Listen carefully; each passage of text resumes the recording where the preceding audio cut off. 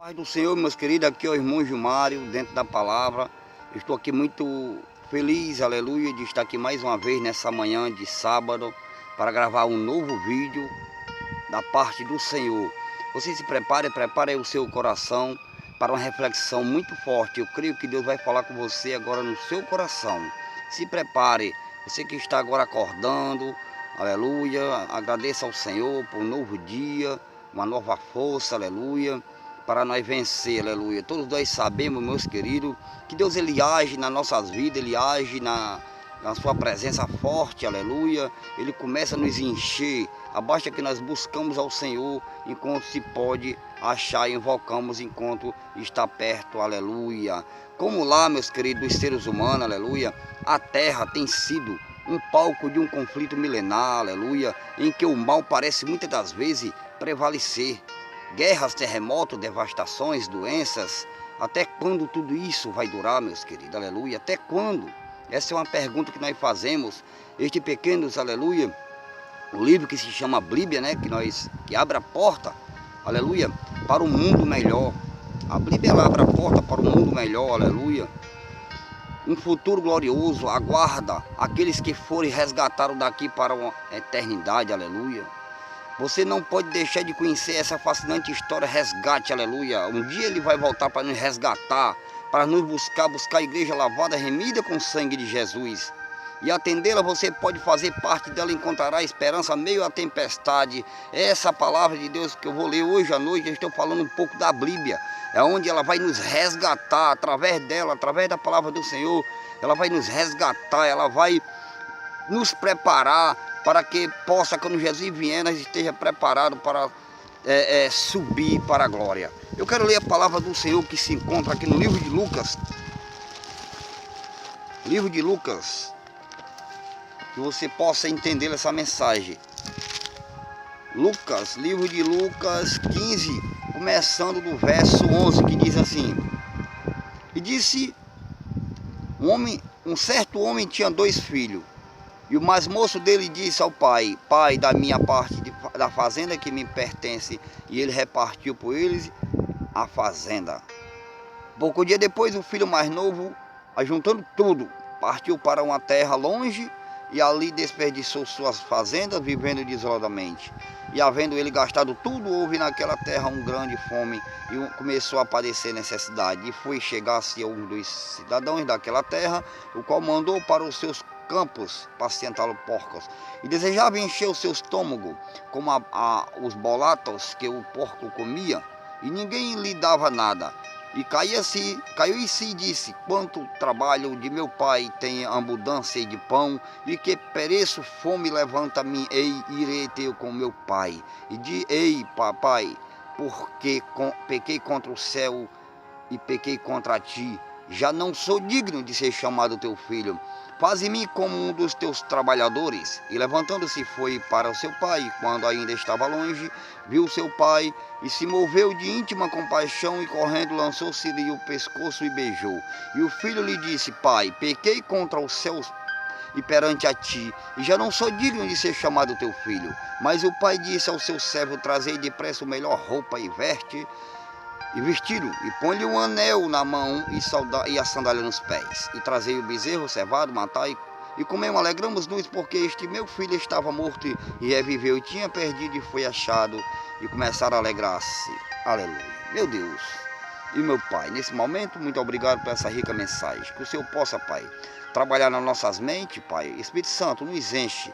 Me enche para que eu possa trazer essa mensagem agora nessa manhã, para o teu povo ouvir, Pai, para que o teu povo possa refletir, para que o teu povo possa se encher da tua graça, em nome de Jesus. Meus queridos, a palavra do Senhor que diz aqui, que fala de um homem que tinha 2 filhos, aleluia. Um dos filhos, a Bíblia vai falar que ele saiu, ele pediu a parte dos seus bens. E eu lendo essa passagem, meus queridos, eu fico muito maravilhado.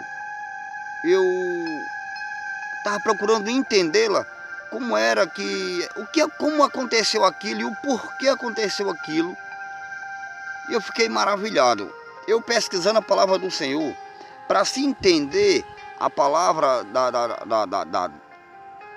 do filho e do pai, da parábola do filho pródigo, é preciso que a gente volte atrás e leia um pouco do capítulo 15 de Lucas, que fala sobre a dracma perdida. Mas o que tem a ver a dracma perdida com o filho pródigo? Vamos entendê-la. E chegava-se a ele todos os publicanos, pecadores, para ouvir. E os fariseus e os escribas murmuravam, dizendo: eis, este recebe pecadores e come com eles. E ele lhe propôs uma parábola, dizendo: quem homem dentre de vós, tendo 100 ovelhas, e perdendo uma delas, não deixa no deserto as 99, e não vai após a perdida até que venha achá-la? E achando-a, põe sobre os seus ombros, cheio de júbilo. E chegamos-se a casa, convoca os amigos e vizinhos, dizendo-lhe: alegre-vos comigo, porque já achei a minha ovelha perdida. Digo-vos, assim haverá alegria no céu por um pecador que se arrepende. Mas para se entender a parábola da ovelha perdida, é preciso que nós leia mais um pouco abaixo, para depois a gente ir lá para o filho pródigo. Amém? Vamos ler aqui mais um pouco. Pede mais do que os 99, justo que não necessita de arrependimento. O qual a mulher que tem de 10 dracmas e se perde uma dracma, não acende a candeia, a varrer a casa e buscá-la diligentemente até que achar? E achando-a, convoca as amigas e vizinhas, dizendo: alegrai-vos comigo, porque já achei a dracma perdida. Assim vos que há alegrias diante dos anjos de Deus por um pecador que se arrepende.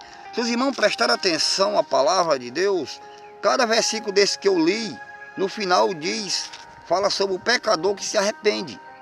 Ou seja, essa palavra aqui ela vai colar com um filho que se arrependeu, que saiu da casa do pai, saiu, gastou tudo que tinha e voltou para a casa do pai. Ele se arrependeu, mas para voltar para a casa do pai é preciso que nós se arrependa, é preciso que nós realmente entenda que nós erremos, reconheça o erro. Muitas das vezes nós erramos, muitas das vezes nós fazemos coisas erradas e nós não reconhecemos o erro. Nós não chegamos até o Pai para pedir perdão e dizer: Pai, pequei contra o céu e a ti, e não sou digno de ser chamado teu filho. Aleluia.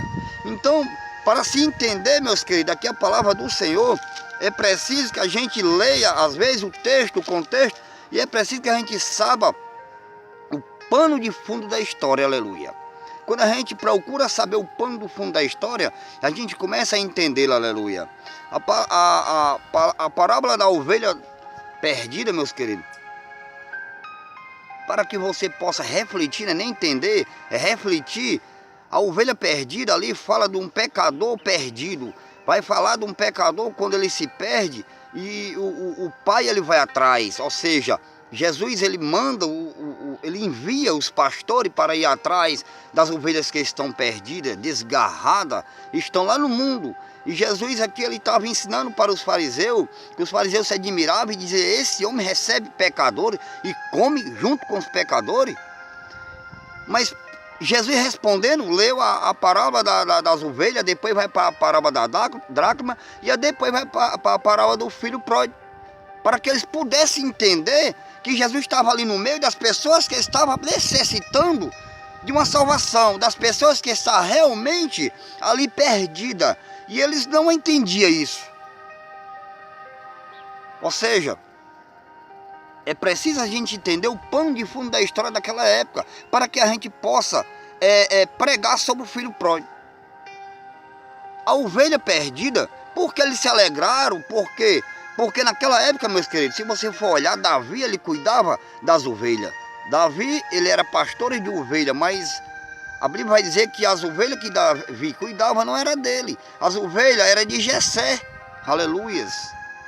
Então, meus queridos, naquela época, os pastores de ovelha que cuidavam das ovelhas, que tinham um dono, as ovelhas, todos nós sabemos que tem um dono, nós somos ovelha. Quem é o nosso dono? Papai do céu, ele é quem é o nosso dono. Agora o que ele coloca pastores para nós pastorear, para cuidar da gente, para nos alimentar, para nos guardar, para orar pela gente. O pastor ele não é o nosso dono. O pastor é apenas o pastor das ovelhas. Ele cuida, ele zela, ele ora, ele vela. Então é isso que você possa entender. Naquela época os pastores não eram as ovelhas não eram dos pastores. As ovelhas, elas tinham dono. Então, eles tinham muito medo de perder uma ovelha. Então, quando se perdeu-se aquela, que ele saiu à procura da ovelha perdida, estava ferida, não importasse do jeito que ela estava, ele trouxe de volta. E ali a Bíblia vai falar que ele se alegrou. E aí a Bíblia fala que é como se fosse um pecador arrependido, é uma grande festa no céu. Ele se alegrou. Por que ele se alegrou com seus amigos? Ele chamou os seus amigos. Mas era só uma ovelha? Para que isso tudo? Vamos entender. Quando ele chama os seus amigos, por quê? Porque ele sabia que se ele perdesse aquela ovelha, Jesus estava passando aquela história para os fariseus, porque o fariseu já conhecia a história de pastores daquela época. Então Jesus já ia em cima do fato, em cima do ponto que acontecia lá. Então Jesus falava isso, por isso que ele colocou essa parábola.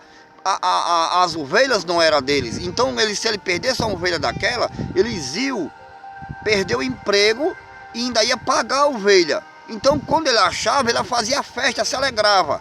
Aí Jesus pega essa comparação e coloca na alma perdida, na ovelha perdida. E aí Jesus vai e passa. Por isso era uma grande importância as ovelhas naquela época, que tem também hoje. Aleluia, que somos nós. Então, aí ele vai e passa para a segunda parábola da dracma perdida. A dracma perdida, meus queridos, naquela época lá no Oriente Médio, uma moça se casava muito nova, com 12 anos de idade. O marido dela era encomendado. O marido, para casar naquela época, ainda hoje é assim. Se você pesquisar, você vai descobrir que para se casar ele tem que dar, hoje é na faixa dos 10 mil dotes. Ele vai dar para o pai da moça, da jovem, para quando chegar a data de casamento, já está pago, já está tudo certo. Então o pai pegava uma parte daquele dinheiro, daquele dote, e dava a filha. Por quê? Porque ele, para evitar, se o marido morresse, a filha só tinha 3 opções. Primeiro, ela podia correr o risco de mendigar o pão. Ela podia correr o risco naquela época, como a mulher não tinha muito valor, a mulher não tinha tanta categoria de autoestima, a mulher não era tão valorizada como a mulher é hoje. Então, para se entender, a mulher naquela época, ela só tinha 3 opções. Se eu perdesse o marido, ela ia virar prostituta, corria o risco. Ela correu o risco de ela voltar para a casa do pai novamente, para o pai arrumar outro marido, que é isso que ela não queria. Porque as mulheres, se você for pesquisar hoje, elas casam chorando, elas não querem se casar, elas são novas, porque elas não têm esse direito que a mulher tem hoje de escolher o seu marido. É o marido, é o pai que escolhe o marido para ela. Então ela não se casa com gosto. Inclusive já tem até leis, alguns países lá que já estão tirando isso. Mas em muitos países ainda adota esse casamento da antiguidade. Então, meus queridos, para se entender, ela só tinha essas 3 opções: ou ia para a casa do pai, virar prostituta, ou ia mendigar o pão. Então, para não acontecer isso, o pai dava uma parte do dote a ela e ela guardava de uma tal forma, tinha medo de perder aquele dote, que ali é onde estava a vida dela. Então, meus queridos, a Bíblia vai falar que quando ela perdeu aquela moeda, ela ficou desesperada. Ela ficou de uma forma: meu Deus, o que eu vou fazer? Onde eu deixei essa moeda? E a Bíblia vai falar que ela procura diligentemente uma candeia, uma lamparina, e vai colocando clareando para poder achar, vai varrer toda a parte do quarto. E a Bíblia vai falar que quando ela achou aquela moeda, a alegria foi tão grande, meus queridos, que ela convida as suas amigas, os seus vizinhos, para fazer uma festa e se alegrar com ela. E no final da mensagem diz que é como se fosse um pecador arrependido. Quando nós se arrependemos, é uma grande festa no céu, meus queridos. Por isso a moeda tinha tanto valor, por isso a dracma perdida tinha tanto valor naquela época. E Jesus colocava isso para os fariseus, porque sabia que os fariseus, quando Jesus disse uma dracma, a mulher perdeu uma dracma, os fariseus ficam: uma dracma? Ela perdeu uma dracma? Quer dizer, naquela época, meus queridos, perder uma dracma é como se fosse hoje perder um filho. Era muito importante você estar com ela ali. Ele sabia que a mulher ia correr aquele risco de virar uma prostituta. Aleluias. Então foi preciso Jesus passar. Claro que Jesus não foi explicar do jeito que eu estou explicando aqui. Jesus já ia em cima do ponto. Eu estou explicando aqui para que os irmãos possam refletir comigo, não é nem entender. Porque eu já falo, todo mundo já sabe. Então é para que você possa entender essas duas passagens para colar no filho pródigo.